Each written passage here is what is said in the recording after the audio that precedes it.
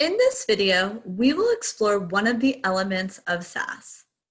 To begin, navigate to PDE SAS.org.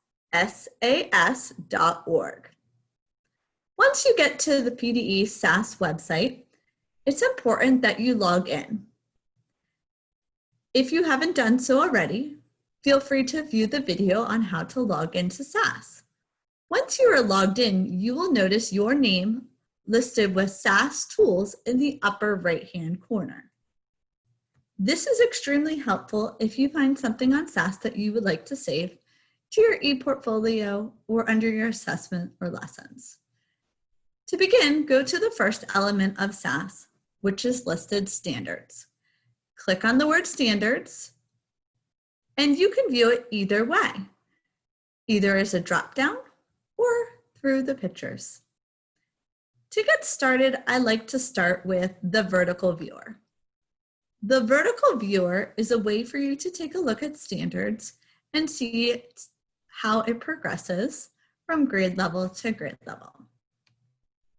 If we were to look at a 5th grade standard by clicking on the 5th grade button, all of the standards for a 5th grade student will appear. Specifically, if we go under numbers and operations, we will start to see how a student progresses through the standards in 5th grade.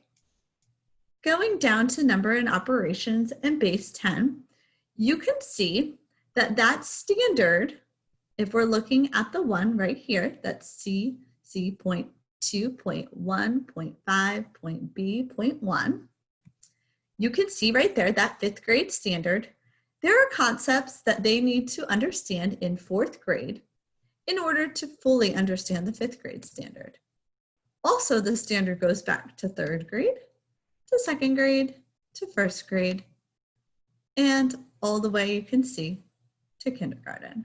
So if a student is struggling in that standard, you could start at the kindergarten level and work all the way up if you feel like the student is that far down.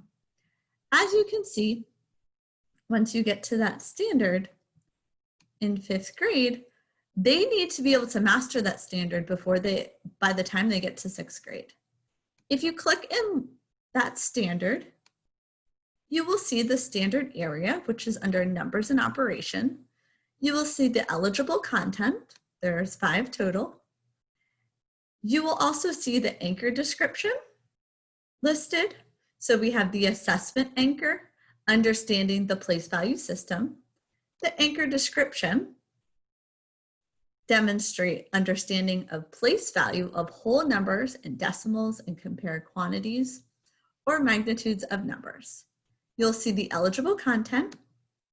And the nice thing about this part is it will direct you then to either assessments that you can use or materials. So this is a great spot to get started in order to understand the standards that are appropriate for the grade levels that you teach. Again, to get started, go to standards. You can use the vertical viewer, like I showed you, and then you can see how all of the standards work together. We'll go back to 5th grade. Clicking into each of the big ideas that you see listed there for 5th grade. Another way that you can do it is by looking at the standard and typing in a keyword of something that you want to look. So if we want to see place value, you could type in place value, and that will bring you right back to that same standard, where then you have the assessments, materials and resources, and various options, which we will explore in subsequent videos.